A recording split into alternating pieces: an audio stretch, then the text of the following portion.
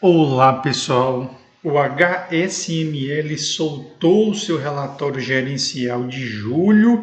Nós vamos estar analisando aí o HSML porque ele vem crescendo, né? Embora ele não tenha a grande quantidade de imóveis que o XPML tem e o VISC11 tem, ele ultimamente conseguiu passar o MOL11 e está aí na terceira colocação como um dos principais fundos imobiliários. E quando nós pegamos aqui o relatório gerencial dele, né, nós descemos aqui um pouquinho, já pegando aqui as principais informações, é que ele mantém a taxa de administração dele de 1,05% ao ano, né? Mantém a sua taxa de performance ali em 20%, que excedeu o seu benchmark, né? Que é 6%, né? Então ele tem 20% em cima do que ultrapassar esses 6%, porque o benchmark geralmente de um fundo de tijolo é IPCA, não é CDI, certo? Seu último dividendo na casa de 80 centavos, ou seja, um dividendo bem saudável. Ele não é tão baixo, mas ele também não é tão alto, né? O mercado ainda vem precificando ele para baixo, porque o valor dele de mercado está na casa de 2 bilhões, mas o seu valor patrimonial é de 2,2 bilhões, né? O principal destaque aqui do fundo que a gente pode chamar é o seu portfólio, onde ele possui aí 7 shopping centers espalhados em 5 estados diferentes. Como próprio destaque, nós temos aqui 181,2 mil metros quadrados. E isso é muito importante quando nós falamos de shopping, por quê? Porque shopping ele consegue ocupar quase todos os espaços. É tanto que shopping é um dos únicos empreendimentos no planeta que ele ganha dinheiro, mas muito dinheiro com estacionamento, certo? Com relação ao mercado de fundos imobiliários, né, o gestor ele traz até alguns destaques aqui, chamando a atenção de que as cotas do HSML acabaram se destacando nesse período entre os fundos comparáveis, ou seja, que ele pode comparar dentro do segmento, registrando o maior retorno ajustado no ano acumulado, atingindo já 6,3%, o que iria equivaler aí a um CDI na casa de 120%. E ganhar 120% com o fundo de tijolo, isso é bem interessante, certo? Descendo mais aqui um pouquinho, coletando algumas informações, né? Ele traz aí a sua receita de 7,3 milhões.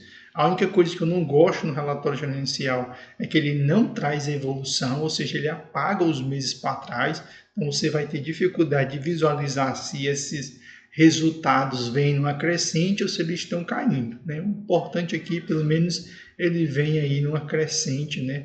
Ou seja, conseguindo arrecadar ainda mais, certo? As projeções de retorno dele sempre é dentro dessa margem fina de 82 a 80 centavos, certo? Se o fundo entregar o máximo de retorno é 82 centavos, se acontecer alguma intempérie, vai ficar na casa de 60 centavos e isso vai acontecer até janeiro de 2025. Mesmo que nós tenhamos alguma surpresa, ainda vai continuar entregando no mínimo 80 centavos, certo? Do ponto de vista de rentabilidade, agora até julho de 2024, ele já tem 9,9%, né? Em 2024 salta para 11,5% e nos últimos 12 meses nós temos 9,6%, certo?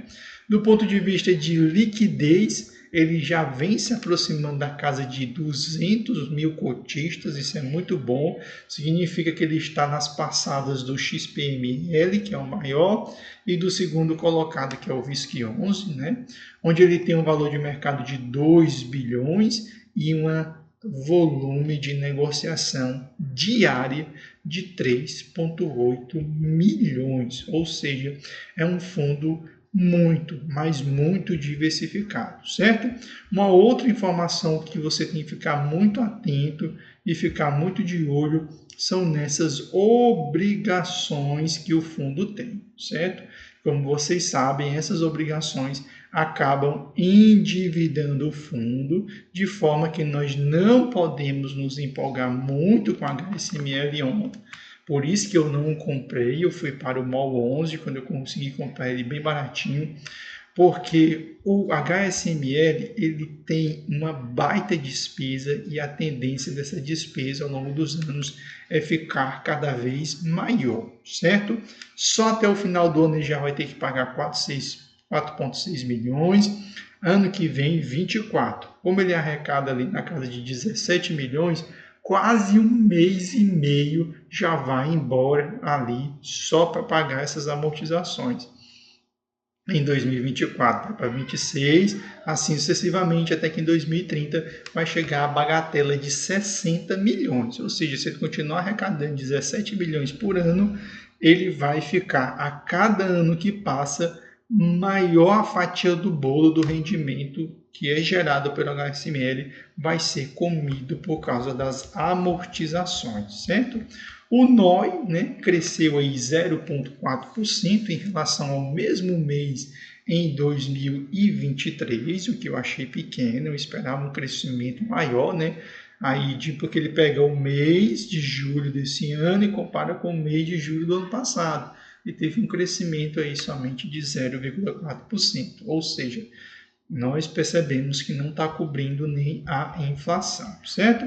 Do ponto de vista de vendas, vem uma crescente, né? Abril aí 1%, maio 8%, e em junho aí conseguiu entregar um volume a mais de venda na casa de 12%, ou seja, o fundo está buscando aí trazer maior retorno, certo? O custo da ocupação caiu, foi para 8,9%, isso é muito bom, muito saudável para o fundo. A inadimplência líquida total 0,7, ou seja, está chegando quase a ser negativo.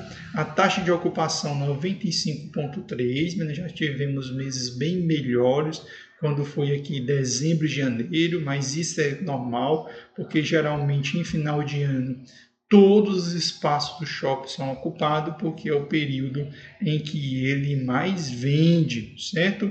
Então nós conseguimos também ver que uma boa parte da receita dele vai vir principalmente dos aluguéis, né, dos imóveis, e interessante que ele consegue abocanhar aí 20% só no estacionamento, ou seja, é um estacionamento bem caro, né? 20% das receitas do fundo acabam vindo aí do estacionamento do shopping, né? Ou seja, ele consegue rentabilizar bastante o seu shopping, certo?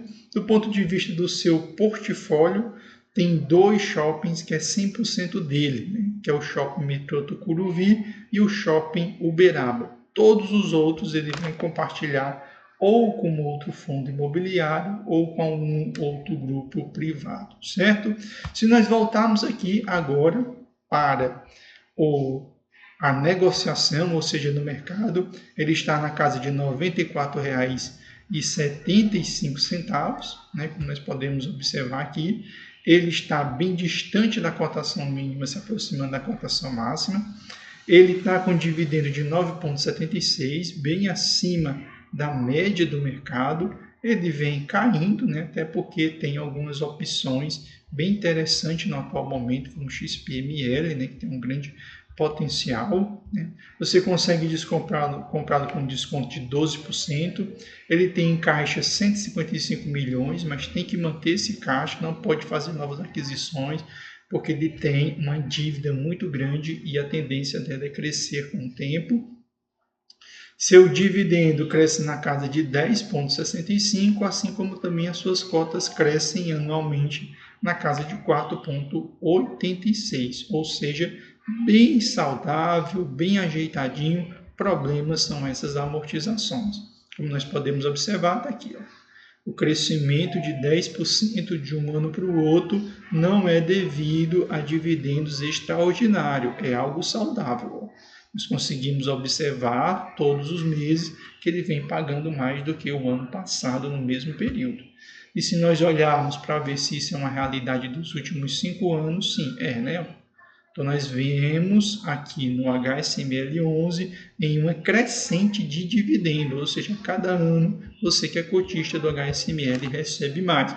Por que diz você? Porque eu tenho 2 fundos imobiliários. Eu tenho o VISC11, né? Porque ele é bastante diversificado e eu acho que ele está ali bem próximo do XPML.